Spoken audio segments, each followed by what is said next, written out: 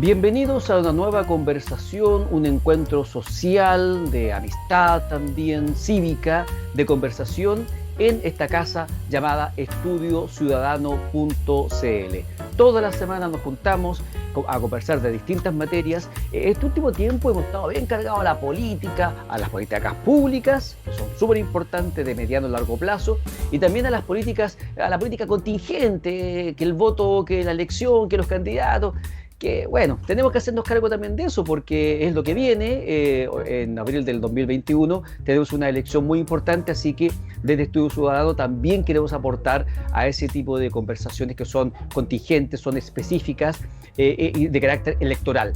Pero hay temas de largo plazo, hay temas que nos cruzan a todos, hay temas que tienen que ver con las llamadas políticas públicas. A veces la gente no tiene idea, dice política y ya piensan que son partidos políticos. No, política tiene que ver con gobernar, tiene que ver con cómo se hacen las cosas en un país. De hecho, es el gobierno de las ciudades, la política. De los griegos viene esta palabra bastante antigua. ¿Y por qué hablo de políticas públicas? Porque la ciudadanía, las personas, estamos afectos a una serie de hábitos, buenos, malos, más o menos, y a veces esos hábitos, cuando no son controlados, cuando no hay nadie que nos dicte algunas reglas, algunas normas, que nos diga algo, que nos eduquen, que nos enseñen, entonces al final terminamos realizando actividades, conductas, hábitos que pueden ser malsanos. Y por eso que hoy día la conversación versa sobre un tema que es muy importante, que además es causa de tremendas enfermedades e incluso de muerte. Estamos hablando del sedentarismo, el sobrepeso y la obesidad. Y para conversar de este tremendo e interesante tema, me acompañan ya a unos amigos que han estado anteriormente en otras conversaciones de Estudio Ciudadano. Así que quiero presentar a Alison Adaros Castro, nutricionista. Hola, ¿qué tal, Alison? Hola. A Abraham Badilla Gómez, también ha estado con nosotros, preparador físico del Club Movimiento Funcional. Y hoy día está sin cámara por un pequeño problema técnico, pero está el alma y el espíritu de todas maneras, nuestro amigo Jonathan Palma Sánchez, psicólogo deportivo, quien también está en contacto a través del audio solamente. Así que los saludo a todos y les doy la bienvenida y les agradezco la gentileza de haber aceptado esta invitación para conversar de este tremendo, tremendo tema. Y créanme, amigos, amigas, que no estoy exagerando cuando digo que el sobrepeso, la obesidad y acompañado por el sedentarismo es una de las principales causas de muerte en Chile y también de otro tipo de enfermedades. Pero para enchufarnos un poquito, vamos a tratar de generar algunas definiciones preliminares de qué son estos tres conceptos: sedentarismo, obesidad y sobrepeso. Partamos contigo, Alison, si nos puedes decir algo de alguno de estos conceptos, especialmente el de sobrepeso y obesidad, que es tu área de trabajo en tu calidad de nutricionista. Ya. Bueno, principalmente el sobrepeso y la obesidad se definen en sí como por el tema del IMC. No sé si lo han escuchado, que es el índice de masa. Así se define Índice, si una persona está en sobrepeso o obesidad. ya, el De índice de masa masa corporal. muscular. ¿Cómo No, se saca el corporal. índice? A ver. El índice de masa corporal es el peso de la persona dividido por la altura al cuadrado. Así sacamos el índice de masa corporal. ¿Y cuánto debe marcar un índice de masa corporal de una persona que está equilibrada? Debería estar hasta 24,9. Ya, Ahí estaríamos con un índice hacia arriba, ¿qué significa? estaríamos con sobrepeso. Arriba Eso ya de, está, ya sería de 25 hacia arriba, estaríamos sobrepeso. ya, eso se considera sobrepeso. Y obesidad, ¿cuándo estamos Ujú. obesos? Arriba de 30. Arriba de 30 de Ajá. índice de masa muscular. Corporal. No, Eh, corporal. perdón, índice de masa corporal, IMC. Ajá. Ahora bien, Sí. este índice de masa corporal es un indicador internacional, es un tema que está totalmente, digamos, estandarizado, Alison. Sí. Sí. Hoy en día no se utiliza mucho más como el peso frecuente, el peso, ¿cómo se llama? no nos vamos tanto como por el tema del IMC, no nos encasillamos tanto, ya que todos los cuerpos son diferentes, tratamos de ver más que nada qué tal de sus hábitos, la alimentación o el índice de masa muscular, que ese nos indicaría como algo más completo, por así decirlo. Ya, entiendo. Pero de todas maneras es un buen indicador para partir conversando sobre si tenemos tal vez un sobrepeso o ya estamos bastante mucho más cercanos de lo que podría ser el concepto de la obesidad. Eh, Claro, Cuando estamos en este índice ya sobre el 24, 24,9, de 25 hacia 24,9, arriba, sí. Ajá. ¿cuáles son las enfermedades que uno puede empezar a tener o a mostrar cuando estamos ya en estos índices de sobrepeso y acercándose al concepto de obesidad? Bueno, una de las principales enfermedades que uno puede padecer con sobrepeso o obesidad es la resistencia a la insulina, que se debe principalmente por los hábitos alimenticios y el sedentarismo, o sea, por malos hábitos en estos casos. Y también nos puede dar diabetes mellitus 2, que es consecuencia prácticamente de la insulinoresistencia no tratada en su momento. Al igual que la hipertensión arterial, que es una elevación de la presión, y hipertrigliceridemia, que es cuando ya tenemos los parámetros del perfil lipídico, por así decirlo,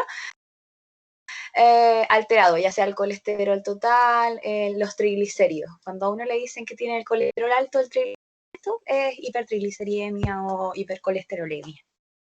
Esta enfermedad que tú estás Esas mencionando son era, algunas de las enfermedades. ya, esta enfermedad que tú estás mencionando, antiguamente uno las veía mucho en personas adultas, eh, pero Ajá. ¿qué ha pasado hoy día? ¿Tenemos índices o estas enfermedades en gente mucho más joven? ¿Es cierto esa que hay una verdadera pandemia de sobrepeso y obesidad en Chile hoy día? Sí, sí, sobre todo en niños pequeños. O sea, Chile lidera en Latinoamérica como uno de los países con mayor índice de obesidad infantil y sobrepeso, sobre todo en niños de kinder, pre-kinder, primero básico al quinto básico, que los principales responsables serían sus padres, porque los niños no escogen los alimentos. Abraham, desde tu perspectiva como preparador físico, ¿qué es lo que tú estás viendo que está pasando con los jóvenes, con los niños? ¿Hay un equilibrio adecuado entre lo que están comiendo y, por ejemplo, la actividad física?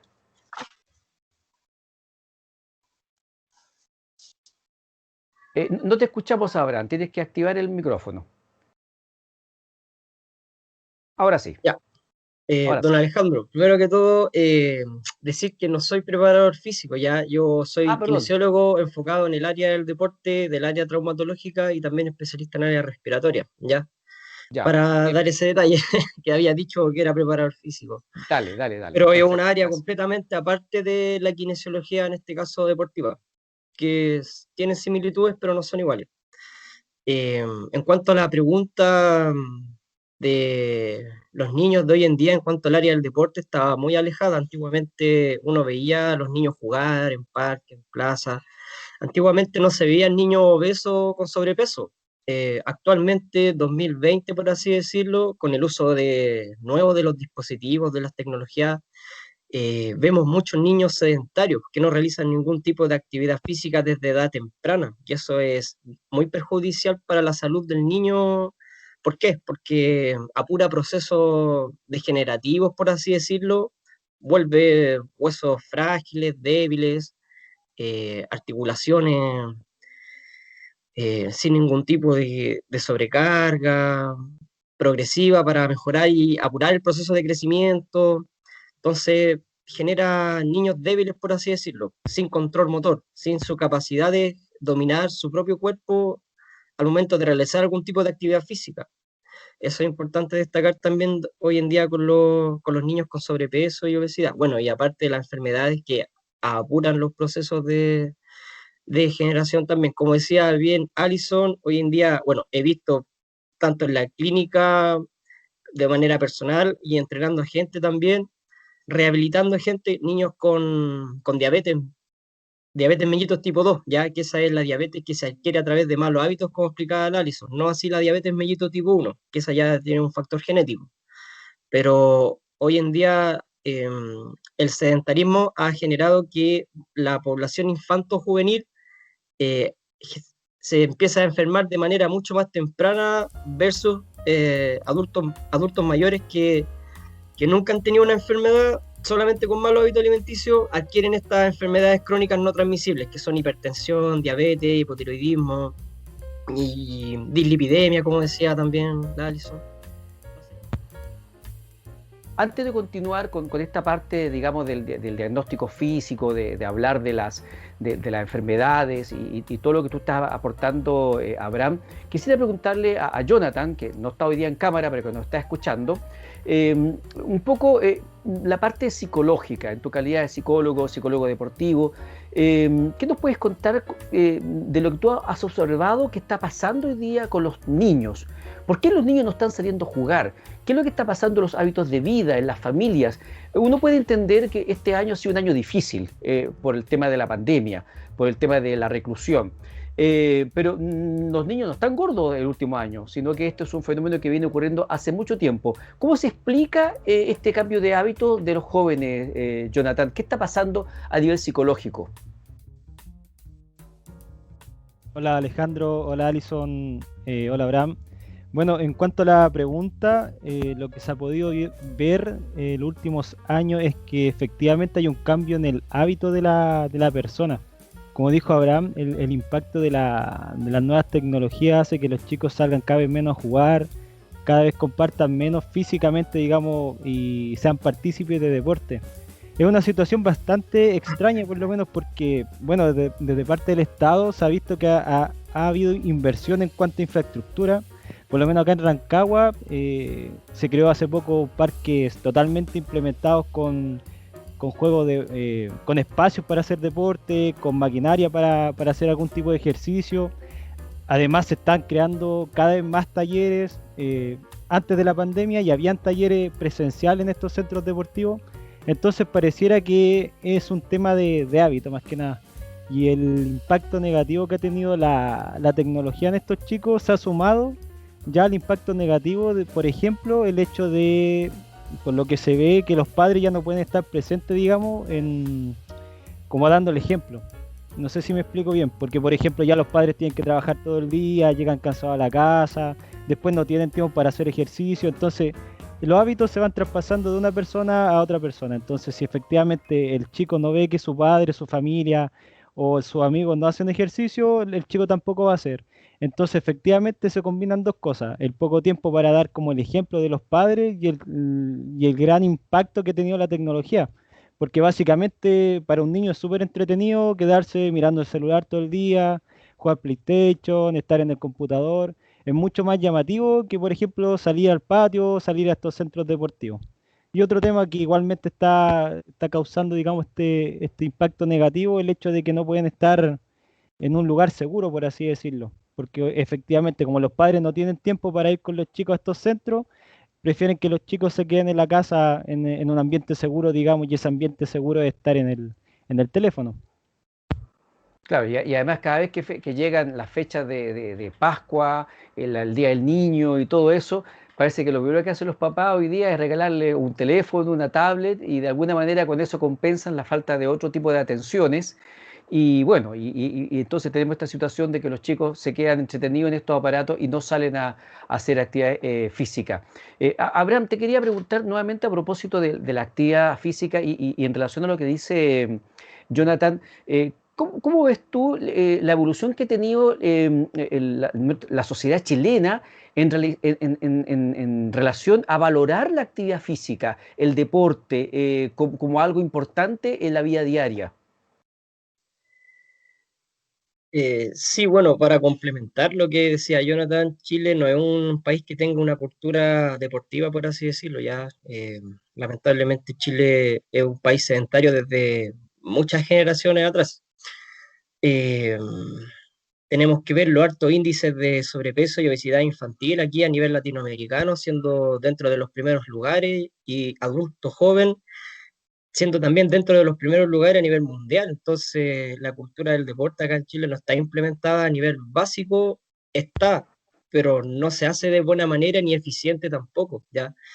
Muchas veces pasa de que un niño obeso es porque tiene padres obesos y culpan a la genética, siendo que no tiene nada que ver eso. Un niño no nace obeso, un niño nace de peso normal, pero se va haciendo obeso a través de malos hábitos saludables, como dijo la Alison. Entonces, la idea es generar nuevas políticas de salud a nivel básico, medio y a nivel también profesional, ¿por qué no?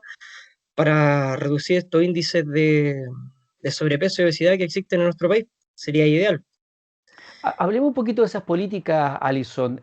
Chile hace varios años estableció un sistema de sellos para los alimentos, los octógonos que se llaman.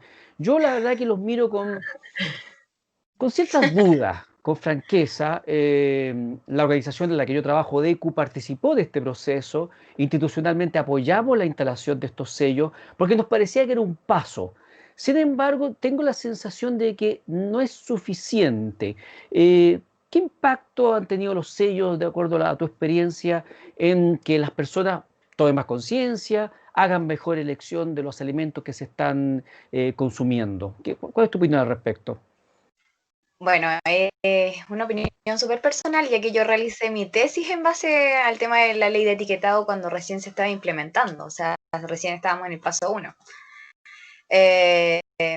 Bueno, yo la hice en un colegio y mi perspectiva, bueno, es un mundo, porque me llevé con súper buenas impresiones en cierto punto, sobre todo de los niños más pequeños. Los niños más pequeños, ellos son esponjitas, aprenden súper rápido y eran ellos directamente lo que les enseñaban a sus padres, la importancia de los sellos o por qué no tenían que llevar ese tipo de colación al colegio. Porque una de las bases de la ley de etiquetado es no permitir alimentos con sello, ya sean de colación o sean en los kioscos de los propios colegios. Es una ley que en sí hubiera funcionado bastante bien si se le hubiera dado la importancia de forma explicadamente hablando, que le hubieran dado más trasfondo al asunto, que lo hubiéramos explicado, porque sacar unos alimentos con sello y que nadie los entienda es complicado. O sea, mostrar eso a los adultos que ya están acostumbrados a llegar y comer, es lo mismo, es más de lo mismo. O sea, partiendo por eso. Falta más información, educación al consumidor para que pueda entender qué dice un alimento, un etiquetado. Porque hay cosas que uno no entiende. Sí, falta demasiada educación en cuanto al tema de los etiquetados nutricionales, ya que, bueno, yo estoy acostumbrada a leerlos, pero por mi profesión, o sea, yo soy nutricionista, tengo que informarme si voy a la hora de, ¿cómo se llama?, recomendar algún tipo de...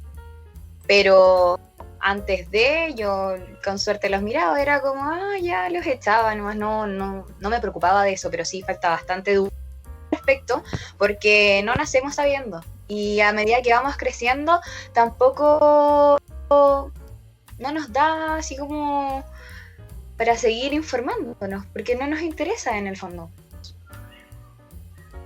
Entonces, los sellos, los famosos octógonos, es una política pública que tendríamos que revisar y mejorarla, ¿no te parece a ti, Alison?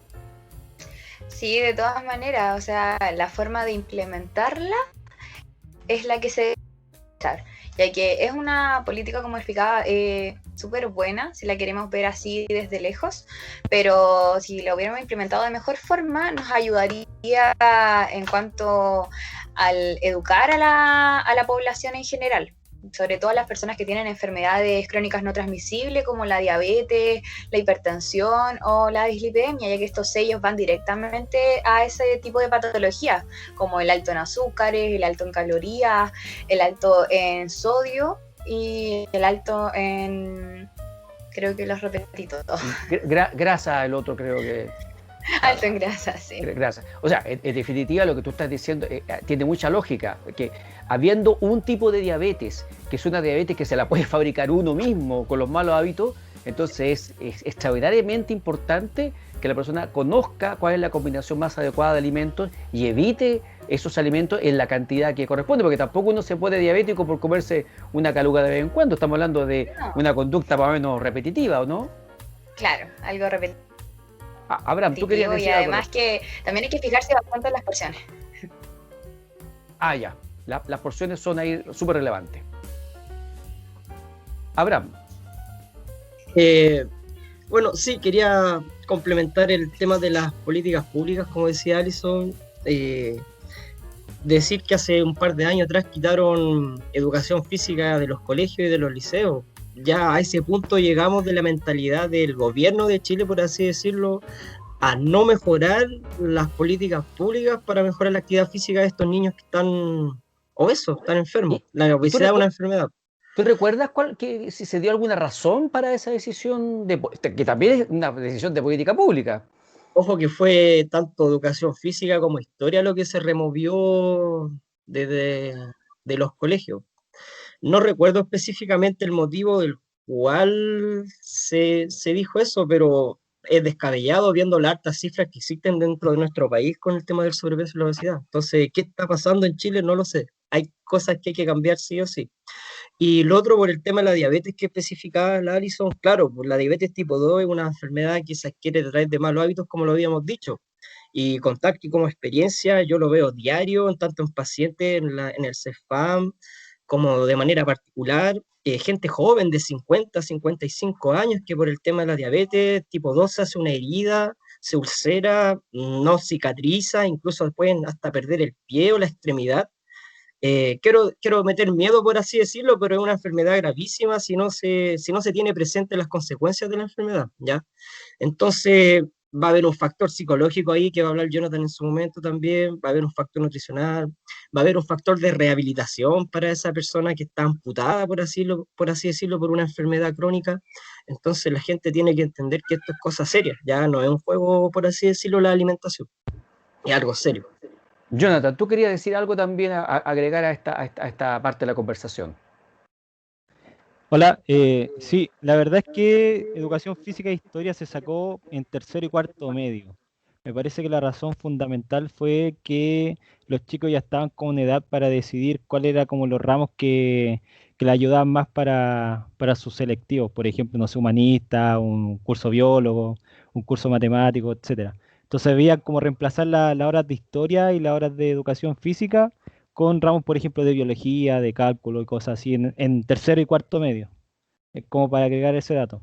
En cuanto a lo que decía Allison de los sellos, veo ese dato o veo ese intento del Estado para informar a las personas como un intento como a medias.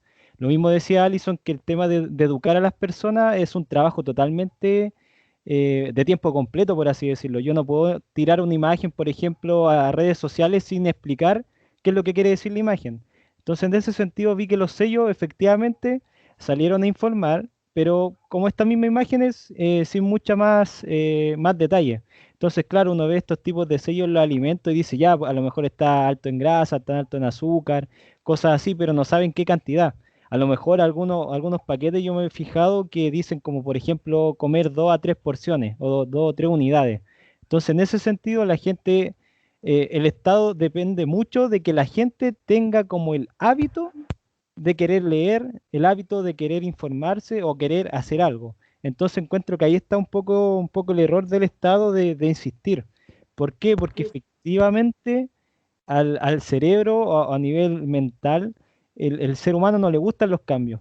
Por ejemplo, si yo estoy tomando bebida todos los días y me llega un sello negro, efectivamente lo primero que voy a hacer va a ser tapar el sello. Voy a ignorarlo, voy a comprar quizá una bebida light que no tenga ese sello, pero igualmente voy a seguir tomando bebida. ¿Por qué? Porque me voy a resistir. Y lo otro es que efectivamente, y hay que ser más que sincero, la industria alimenticia tiene considerado los cambios químicos que producen este tipo de alimentos y que lo hacen rico, lo hacen irresistible a veces. Entonces, imagínese un niño que no tiene un hábito, cuál es el impacto o cuál va a ser su decisión si efectivamente ve a un adulto que se echa no sé, una lata de Coca-Cola al carrito del supermercado en vez de tomarse un agua sin gas. Entonces, en ese sentido, creo que efectivamente fue un intento a medias del Estado que necesitó este apoyo, digamos, de educar continuamente en los colegios con nutricionistas y otros profesionales. Entonces, en ese sentido, lo vuelvo a repetir, al cerebro, a nuestra mente no nos gustan los cambios y si nosotros no estamos ahí presentes como Estado, digamos, como un organismo, difícilmente la gente va a cambiar ese hábito. Y a eso hay que agregarle las famosas letras chicas. Si tú quieres leer cualquier cosa en un producto alimenticio, una salsa de tomate, en fin, cuesta un mundo leer porque la letra es extremadamente pequeña, tienes que usar lentes y bueno, ya eso es un obstáculo inicial. Yo llevo años diciendo que la letra en cualquier producto tiene que ser a lo menos de 2,5 milímetros de altura, en todo, en los tallarines, en los productos farmacéuticos, en los alimentos, en las bebidas, en fin, porque es lo mínimo que el tamaño de la letra sea adecuado para poder leer. Ahora, si luego entiende lo que lee, es otra historia.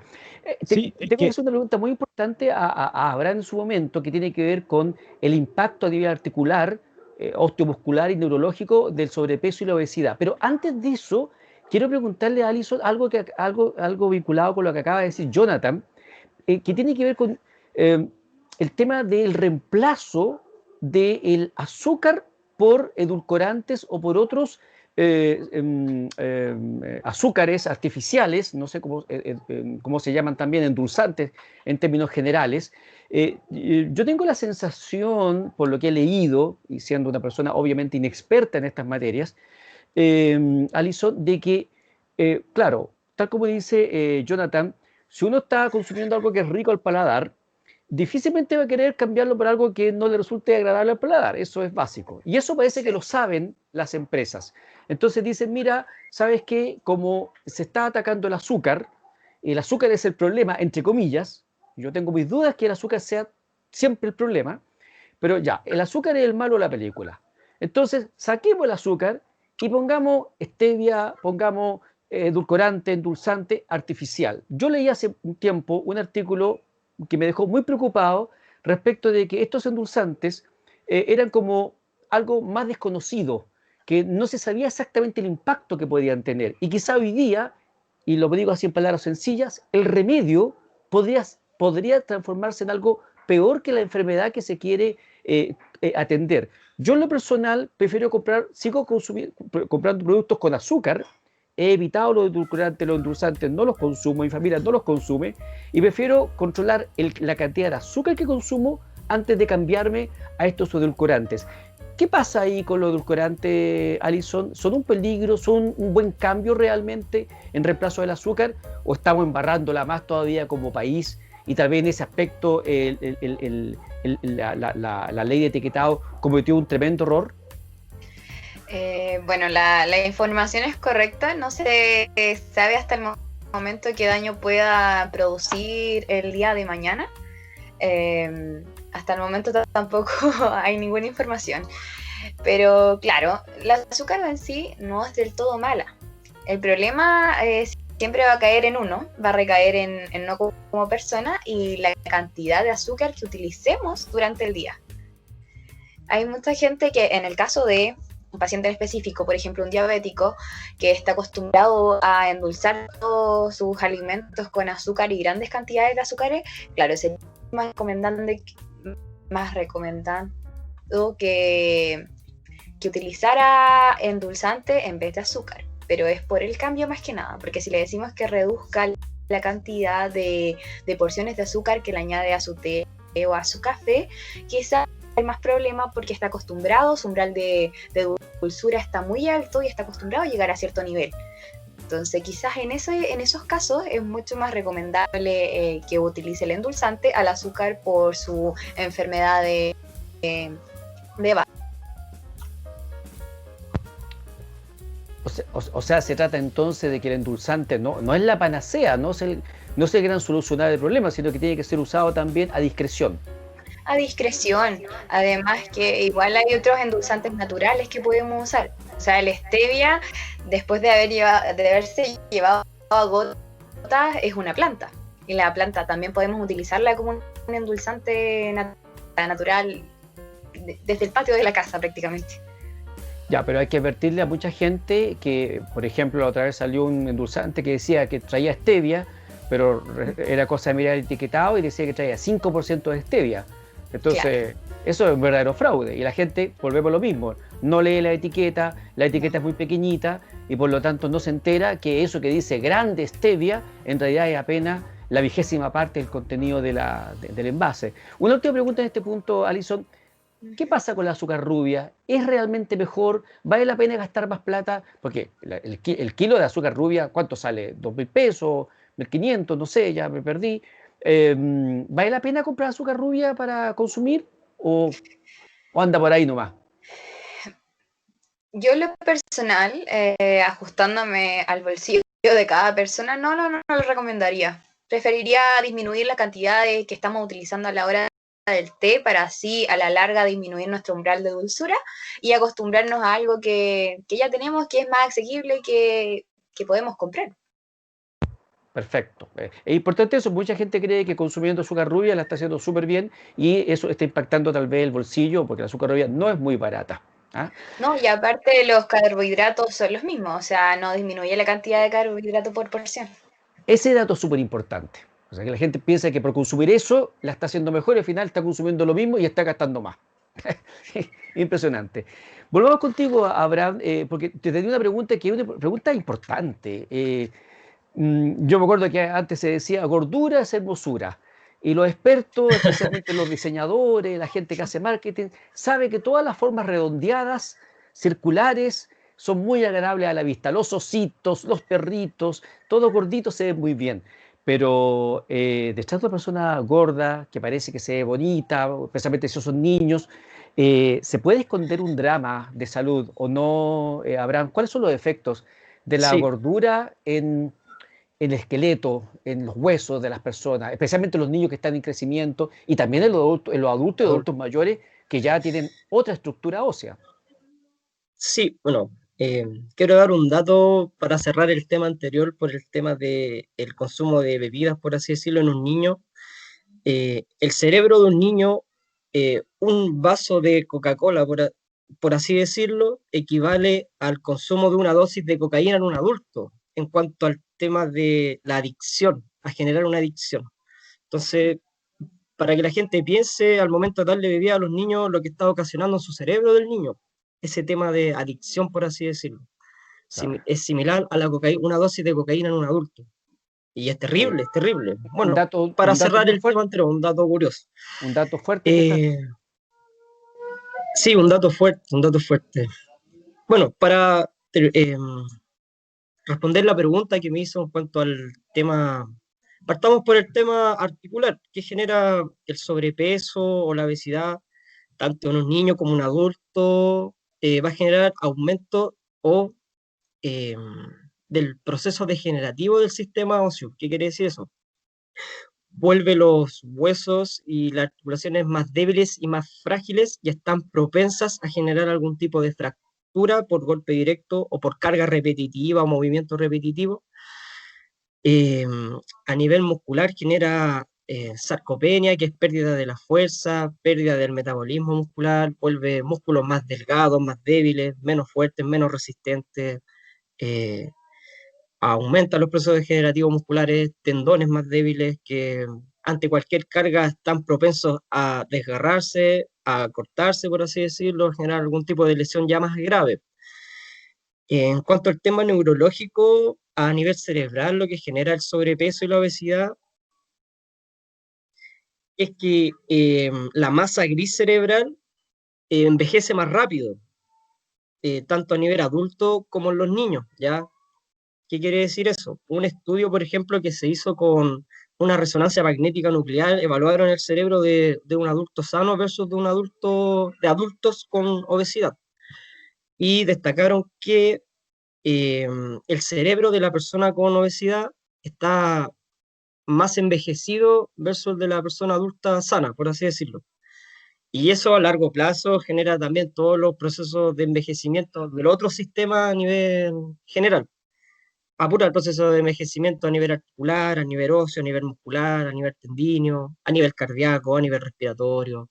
Entonces, hay que ver la obesidad y el sobrepeso como una enfermedad y no como una aceptación de un estereotipo, ya porque hoy en día igual no sé si se ha fijado o ha visto que hay que aceptarse tal cual como uno es, ¿ya? No sé si ha visto las luchas sociales también que hoy en día existen, o los chiquillos también, por así decirlo, en donde se acepta un estereotipo obeso, siendo que no es correcto porque es una enfermedad. Ya la gente tiene que entender que una persona obesa de partida está cursando por problemas psicológicos, problemas nutricionales, problemas corporales. Entonces hay que verlo desde una mirada integral, como lo explicaba Alison al principio también, y el Jonathan, ya que requiere de muchos factores profesionales para poder tratar esa enfermedad, y no aceptarla, sino combatirla, por así decirlo. La obesidad hay que combatirla. Pero a propósito de lo que tú acabas de decir, o sea, uno ve una persona muy gordita y con todo lo que ya sabemos, uno puede entonces presumir que esta persona no es 100% sana, que algún problema No. tiene o está incubando o que va a tener en el corto plazo. Eso lo podríamos entender. Pero a propósito de esto mismo, Jonathan, eh, también tenemos como que el otro extremo, la persona que lucha, no come, hace ejercicio y quiere estar muy, muy delgado y también tiene la sensación de que eso significa estar sano. ¿Qué pasa con eso también? Hay un problema también de las imágenes que estamos recibiendo, la publicidad, el marketing, la televisión, la moda. ¿Podría aportarnos algo en ese punto, Jonathan, respecto de esta sensación de que las personas delgadas están sanas y son lo ideal? Bueno, sí, algo que hay que tener muy presente es que la cultura tiene un gran impacto, digamos, a nivel individual en la persona. ¿Qué quiere decir con esto? Por ejemplo, tenemos estándares, por ejemplo, de belleza, donde la persona tiene que ser un poco atlética, la chica también tiene que ser delgada, con cierta estatura.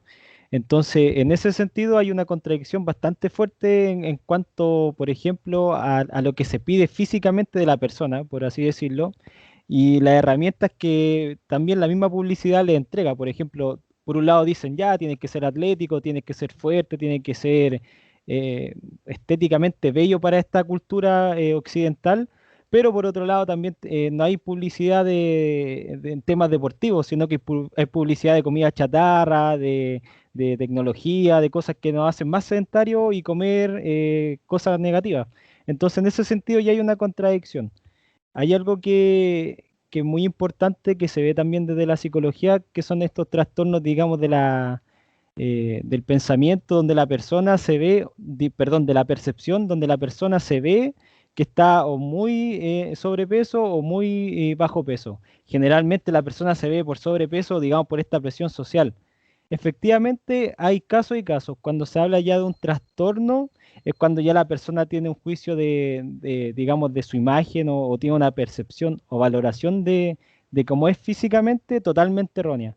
Entonces, claro, ahí uno ve que la persona efectivamente está bien físicamente, sana, hablando en términos sana, pero efectivamente la persona no se ve así. Entonces comienza con el tema de la bulimia, comienza el tema de buscar estrategias poco sanas para seguir bajando de peso.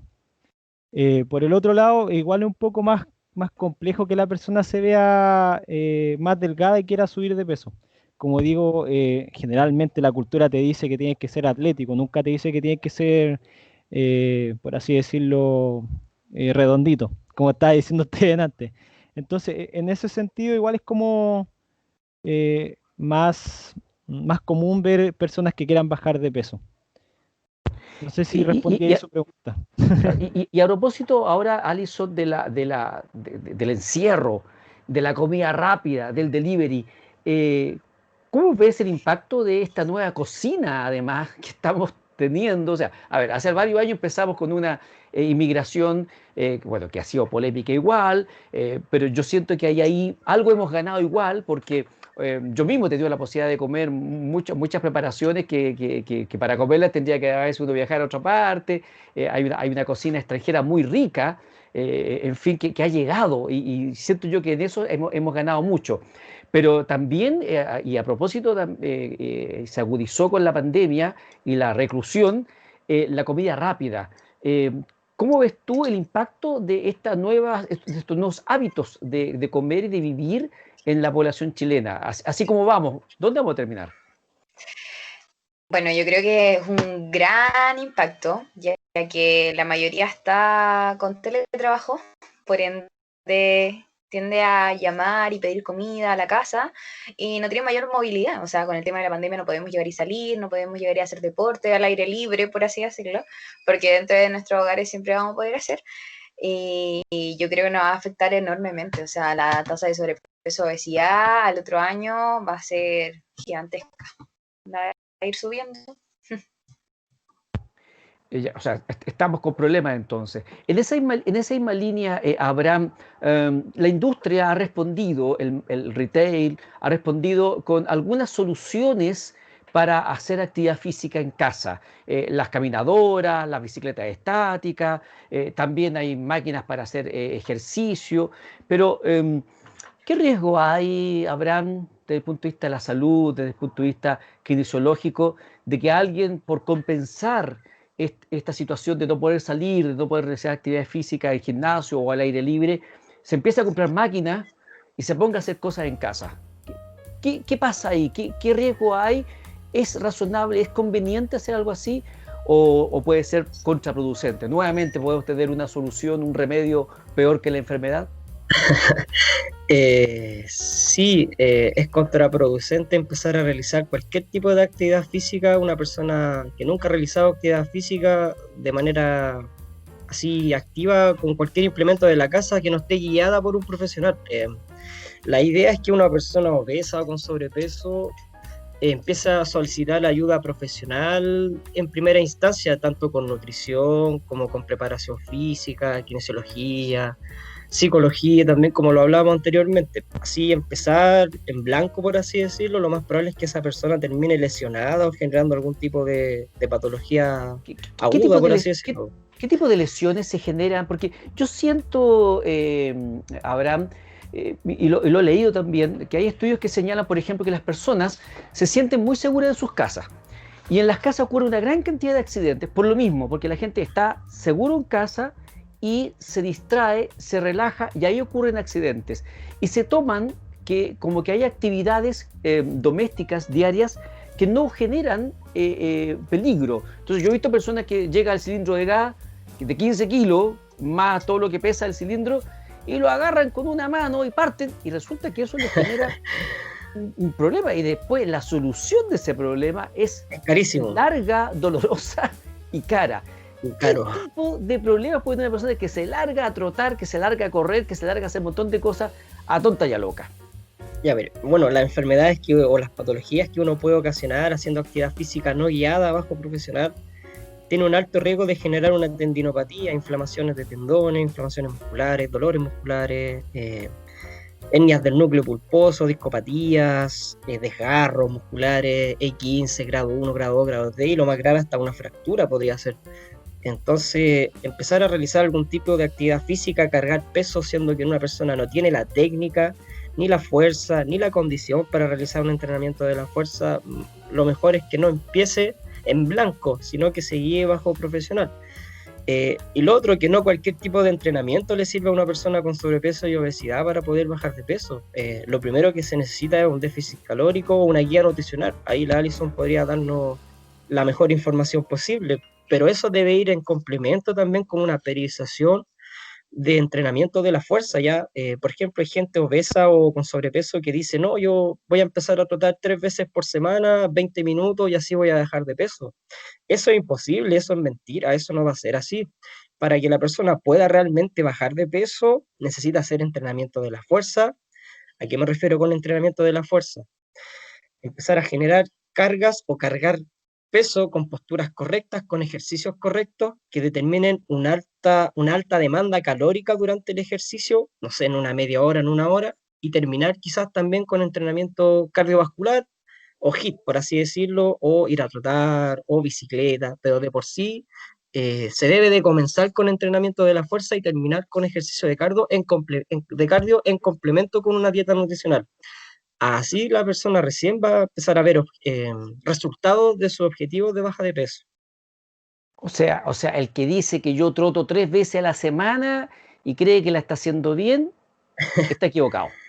Podríamos decir, ya, sí, o sea, puede que mejore una capacidad cardíaca o respiratoria, mejore un poquito el metabolismo también de la conducción sanguínea. Claro, puede que haya un beneficio, pero va a ser mínimo al objetivo real, que es la baja de peso en sí o disminuir el porcentaje de grasa corporal. Que eso es lo importante, disminuir el porcentaje de grasa corporal y aumentar el porcentaje de masa muscular. ¿Por qué? Porque a medida que la persona adulta avanza a una edad avanzada, no sé, 40, 50, 60 años, va aumentando los procesos de degeneración muscular, ósea, articular, sí o sí, todos vamos a envejecer. Pero lo que hace el entrenamiento de la fuerza es retrasar esos procesos, cosa de llegar a una adultez o a una vejez más fuerte, más funcional, más independiente, no depender de ayuda técnica, no depender de un tercero para, no sé, movilizarte en cama, traslado, silla de rueda, en fin. La idea del entrenamiento de la fuerza es que la persona a largo plazo sea mucho más funcional e independiente y más fuerte, obviamente. Y eso se consigue con un trabajo integral. En otras palabras, Integral. haciendo mover todas las partes del cuerpo con diferentes ejercicios que son medidos, que son de alguna manera dosificados por la gente que Claro, sabe cuál es la carga que tiene que hacer esa persona en esa posturas correctas. extremidad y en forma totalmente planificada y no al lote. Alison, Abraham hizo el alcance respecto de la dieta, los aspectos nutricionales, para que se complemente este trabajo, porque lo que decía Abraham, hacer un solo tipo de ejercicio con el objetivo tal vez de bajar la guata, parece que no funciona. No, de hecho, el complemento perfecto a la hora de querer bajar de peso es una dieta balanceada, o sea, un régimen hipocalórico, como mencionaba Abraham, y el ejercicio, o sea, es la única forma de llegar bien a una baja de peso saludable. Ahora, ahí estamos hablando de qué, cuáles son los principales elementos de una dieta hipocalórica. Estamos hablando de vegetales, estamos hablando de pan, estamos hablando de cereales, legumbres. No, o sea, uno puede consumir todo tipo de alimentos. Vamos a ver, ahí nos vamos a enfocar específicamente en el requerimiento energético de la persona. Vamos a trabajar con eso. El requerimiento energético es individual. Va a depender de, como mencionábamos, también va a depender del estado hormonal, va a depender de nuestro peso y de nuestra altura para hacer como saber cuántas calorías deberíamos consumir por kilo de peso. Y ahí se hace un rango para ver si queremos una dieta hipocalórica o normocalórica, va a depender del resultado que queramos obtener. Entonces estamos hablando derechamente de que yo no puedo agarrar de internet una dieta X y decir esto es lo que voy a hacer, porque puede que sea algo que no tenga nada que ver con mis necesidades, con mis hábitos diarios, con mi diagnóstico y con lo que yo quisiera alcanzar. Claramente, o sea, la gente piensa que es llegar y agarrar ciertos alimentos y voy a consumir, no sé, 1500 calorías al día y distribuirlos durante el día. Y no se trata de eso. O sea, realizar una dieta, aparte de las calorías, también hay que distribuir los macronutrientes, que son los hidratos de carbono, las calorías, o sea, las grasas, las proteínas, todo eso se distribuye de forma diferente y de acuerdo a cada persona y sus especificaciones, o sea, hasta el trabajo influye. O sea, de que es una cuestión personalizada, tiene que ser personalizada, de todas maneras. Jóvenes, nos quedan los últimos 2, 3 minutos de programa, así que quisiera darle la posibilidad a cada uno, en una breve ronda, de que enfatizaran o dijeran cualquier aspecto que estimen que es importante recordar, remarcar, o cualquier aspecto que tal vez no alcanzamos a tocar y que les parece importante a ustedes señalar. Partimos contigo, Jonathan, que ha estado sin cámara, así que te voy a dar a ti la posibilidad de que tú partas con este pequeño recuento o de alguna idea fundamental que tú quisieras remarcar en esta ocasión, el último minuto que nos queda de programa. Claro, yo lo que quisiera, digamos, aclarar es que si la persona efectivamente ya se decide a cambiar su estado, su hábito de vida, su estilo, a un estilo de vida saludable, es que efectivamente se fije objetivos que sean concretos, que sean fáciles de alcanzar, cosa que pueda mantener su motivación a lo largo del tiempo. Porque claro, la persona puede querer cambiar su hábito de vida, pero efectivamente llega donde el preparador físico, donde la nutricionista y comienza a darle todos estos tips y la gente se empieza a asustar. Entonces, la persona tiene que estar, digamos, consciente que es un camino largo, que es un camino donde tiene que poner mucha energía, tiene que participar al 100%. Entonces, en ese sentido, lo primero que aconsejaría es que la persona, si efectivamente quiere cambiar su hábito de vida, que lo haga bajo un objetivo claro. Por ejemplo, quiero dejar de comer alimentos que sean dañinos, por ejemplo. Entonces, deja de comer todos los días su papa frita, deja de tomar bebida, etcétera. Entonces, en ese sentido, mientras más concreto, más seguridad le va a dar a nuestra mente, más seguridad le va a dar a todo nuestro funcionamiento y efectivamente se va a motivar.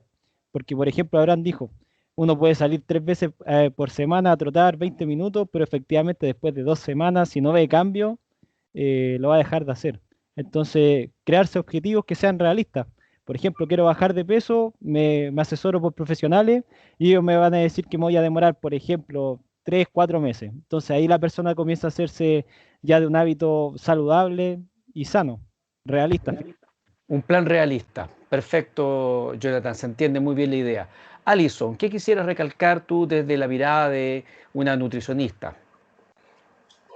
Lo que quisiera recalcar es que siempre a la hora de realizar un cambio o, como mencionaba Abraham, empezar a realizar ejercicio o empezar un cambio en los hábitos de alimentación, hacernos asesorar por un profesional, ya que hoy en día tenemos la información en internet a nuestro alcance, pero muchas veces esa información no es concreta, no es específica para nuestro organismo, así que deberíamos hacernos asesorar y pensar mucho, mucho más en nosotros que en lo monetario, porque muchas veces nos excusamos en que puede ser algo que nos va a costar mucho más dinero, pero a la larga nuestro cuerpo no lo va a agradecer.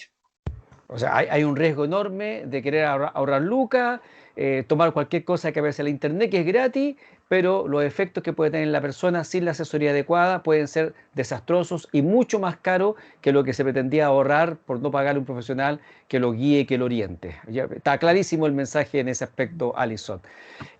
Abraham, ¿cuál es el mensaje que tú quieres dar en el último minuto de esta conversación? Bueno, generar un poquito más de conciencia y decir que lo veo diario en cuanto a pacientes postrados con dependencia severa o moderada. Experiencias que he tenido últimamente que me han marcado de por sí en el pensamiento. En cuanto al proceso de vida que uno tiene, ya sea sedentario o activo. Yo le pregunto a la gente, ¿qué prefiere? ¿Que a sus 85, 80 años jugar con sus nietos de manera activa, caminar, salir al parque de manera funcional, íntegra? ¿O que su nieto simplemente lo esté llevando en silla de ruedas a sus controles farmacológicos mensuales al Cefano, al hospital? Entonces, ahí quiero llegar, a ese pensamiento quiero llegar a la gente. ¿Qué prefiere o qué quiere pensar a sus 80, 85 años? ¿Cómo quiere estar? Para llegar a o para tener una buena salud, por así decirlo, a largo o mediano plazo, son 3 pilares fundamentales que los que tiene que empezar a hacer desde ahora ya, a una edad muy temprana. Entrenar, comer bien y dormir bien. Ya en base a eso debe de trabajar de manera diaria. Y obviamente asesorándose con los profesionales, como hemos dicho los chiquillos, como han dicho los chiquillos. Y hay que decir también que Abraham, que Jonathan participan y son miembros del Club Deportivo Movimiento Funcional, que es un club deportivo que está trabajando estas materias también, y en el artículo que va a acompañar esta grabación, esta conversación, están también los nombres, los datos, los correos, para que ustedes, amigos y amigas de Estudio Ciudadano, puedan ubicar a los invitados que he tenido en esta ocasión. Alison Adaros Castro, nutricionista, Jonathan Palma Sánchez, un amigo ya de la casa, hemos conversado varias veces con Jonathan en Estudio Ciudadano, psicólogo con especialidad en psicología deportiva, y Abraham Badilla Gómez, kinesiólogo, que por supuesto que tiene una tremenda experiencia y conocimiento en lo que significa hacer ejercicio, hacerlo bien y evitar entonces hacer cosas a tontas y a locas que nos signifiquen al final un perjuicio, un daño, sencillamente por no buscar la asesoría, por no buscar la información con los profesionales que te pueden ayudar realmente. El mensaje que dio Abraham al final me parece muy, muy relevante desde el punto de vista de la proyección. ¿Cómo queremos llegar a viejo? Y para llegar a viejo tenemos que trabajar todos los aspectos de nuestra vida, la parte mental, la parte de alimentación y por supuesto también la parte física, el ejercicio, el entrenamiento y la prevención de los daños musculares y también óseos. En fin, así que les quiero agradecer a Abraham, Alison y Jonathan que hayan aceptado la invitación de Estudio Ciudadano para conversar una vez más sobre estos temas vinculados con el sobrepeso, la obesidad y el sedentarismo y orientar a las personas para que puedan tomar, informarse primero que nada, luego tomar conciencia y luego pasar a la acción. De a poquito, no se ponga mayores metas como dice Jonathan, que sean metas realistas, busque ayuda con profesionales como Alison y Abraham y poco a poco los objetivos se van obteniendo y se van consiguiendo. Les agradezco haber estado conmigo conversando en esta ocasión y que yo dejo invitado a todos los amigos y seguidores de Estudio Ciudadano a que nos sintonicen la próxima semana con otra interesante conversación tan importante para la vida, para las familias, para todo lo que significa vivir bien en un país que queremos que esté sano y feliz. Nos vemos la próxima semana, Dios mediante.